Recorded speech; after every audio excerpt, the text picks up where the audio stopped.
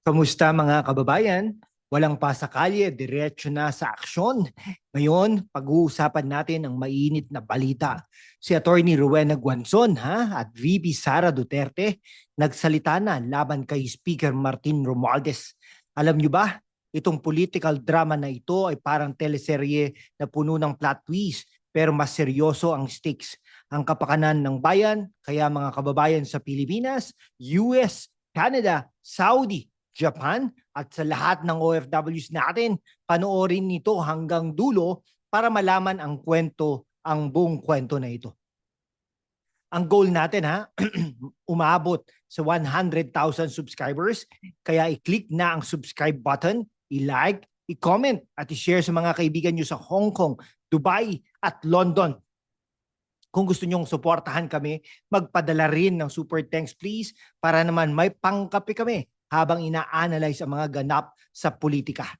Ngayon, simulan natin bakit nga ba binutata si Romualdez. Ano ang sinabi ni Guanzon at VP Sara at bakit ito mahalaga sa ating mga Pilipino.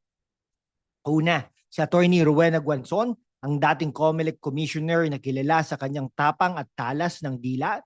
Sa isang expose, sinabi niya na si Romualdez ay pabigat kay Pangulong Marcos at dapat mag-resign na. Pero teka, bakit ganito ang tono ni Guanzon? Si Guanzon na may background sa election law at public service ay hindi basta-basta nagsasalita. Siya ang dating mayor ng Cadiz at isang matapang na abogado na laging handang ipaglaban ang tama. Kwento ko sa inyo parang si Guanzon ang ate sa barkada na hindi natatakot sabihin ang totoo kahit sino pa ang kaharap. Noong 2022 ipinaglaban niya ang P3PWD party list pero hinadlangan siya ng isang Supreme Court ruling na nag-nullify ng kanyang nominasyon. Sa kabila nito, hindi siya natinag.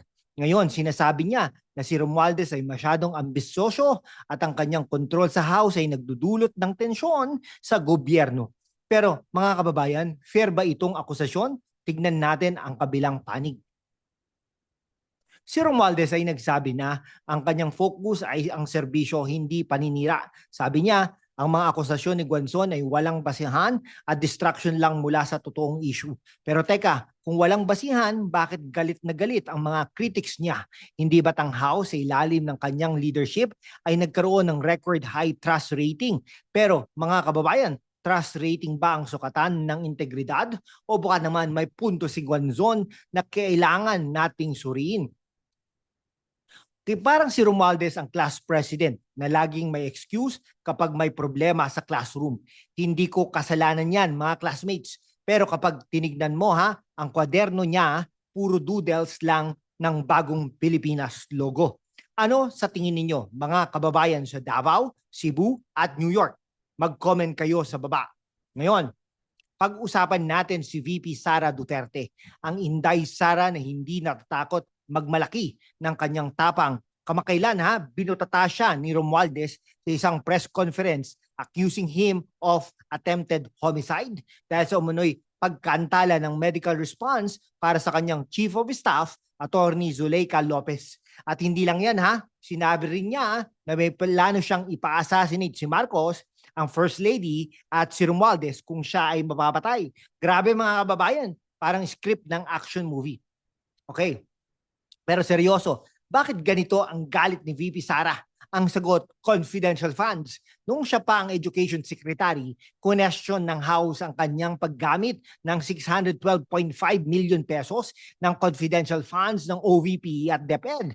Si Romualdez ang nanguna sa pagsisiyasat at ito ang naging ugat ng kanilang alitan. Si VP Sara na kilala sa kanyang strong personality ay hindi nagpapatalo Sabi niya, ang mga akusasyon ay political harassment lang para sirain siya bago ang 2028 elections. Si Romualdez naman, sinabi na ang kanyang trabaho ay tsakin ang transparency at accountability. Sabi niya, kung wala kang itinatago, bakit hindi sagutin ang mga tanong? Fair point Pero bakit nga ba si VP Sara ang laging pinupuntirya? Hindi ba't ang confidential funds ng ibang opisyal ay hindi ganon ka-scrutinize? May political agenda ba talaga o sadyang mahigpit lang si Romualdez sa kanyang tungkulin Okay, isang araw sa Batasang Pambansa, parang naging wrestling ring ang house, no? Si VP Sara na parang action star dumating para bisitahin si Attorney Lopez na na-detain dahil sa contempt, no? Sabi niya, baka pagbalik ni Romualdez, ako na ang speaker, ha? Parang si Inday Sara ang superhero na handang iligtas ang kanyang team, pero ang tanong, hero ba talaga siya o nagdudulot lang ng kaguluhan? Ano ang tingin ninyo? Mga kababayan sa Dubai, Singapore at Toronto, si VP Sara ba ang bida o kontrabida sa drama na ito? I-comment nyo yan sa baba, i-like at i-share sa mga kaibigan nyo sa Riyadh at Sydney. Kung gusto nyong suportahan ng aming political analysis, mag-super thanks na rin please para tuloy-tuloy ang kwento. Ngayon, si Speaker Martin Romualdez naman ang pagtuunan natin ng pansin. Siya ang pinsan ni Pangulong Marcos at para sa marami siya ang tunay na papitir sa likod ng administrasyon. Si Guanzon mismo ang nagsabi na si Romualdez ay masyadong ambisyoso at gustong maging most powerful man in the country. Pero mga kababayan, tignan natin ang facts. Sa ilalim ng kanyang pamumuno, ang House ay nagkaroon ng mga inisyatiba tulad ng Bagong Pilipinas eGov.ph, Serbisyo Hub at Walang Gutom Program. Pero teka, hindi ba't ang mga programang ito ay mas PR-driven kaysa impactful? Halimbawa, ang Walang Gutom Program, maganda ang pangalan, pero gaano na ba talaga ang naabot nitong mga mahihirap sa Quezon City, Davao o Zamboanga? At bakit ang focus ni Romualdez ay laging nasa budget at probes pero hindi sa mga batas na magpapabuti sa buhay ng ordinaryong Pilipino? Si Romualdez parang direktor ng pelikula na laging may grand set pero pagdating sa script, puro ad-lib, transparency, sabi niya. Pero kapag tinignan mo ang budget hearings, parang reality show na puro away. Ano ang tingin ninyo mga kababayan sa Hong Kong at Abu Dhabi? Leader ba si Romualdez o sadyang magaling lang magpapogi sa media? Okay sa kabila ng mga akusasyon si Romualdez ay may suporta sa maraming House members. Sabi nila siya ang nagbigay ng record high trust rating sa House. Pero mga kababayan, hindi ba't ang trust rating ay pwedeng i-manipulate ng magagandang press releases? At bakit nga ba si VP Sara at Guanzon ang laging target ng kanyang probes?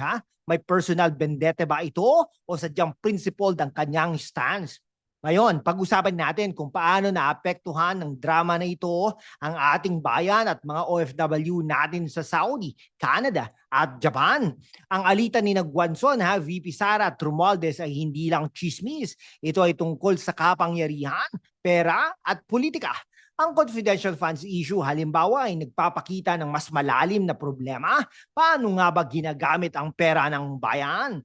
O para sa mga OFW, mahalaga ito dahil ang bawat piso na ginagastos ng gobyerno ay konektado sa inyong pinaghihirapan abroad. Kung ang confidential fund ay na-misuse, paano na ang mga programa para sa mga OFW welfare tulad ng OWA? At kung si Romualdez ang laging nangunguna sa mga probes pero hindi naman nagbibigay ng solusyon, paano natin masisigurang napupunta sa tamang lugar ang inyong buwis? Sa US at UK kapag may ganitong political drama, laging may independent investigation. Pero sa Pinas, parang laging House versus Senate, Marcos versus Duterte, Romualdez versus lahat.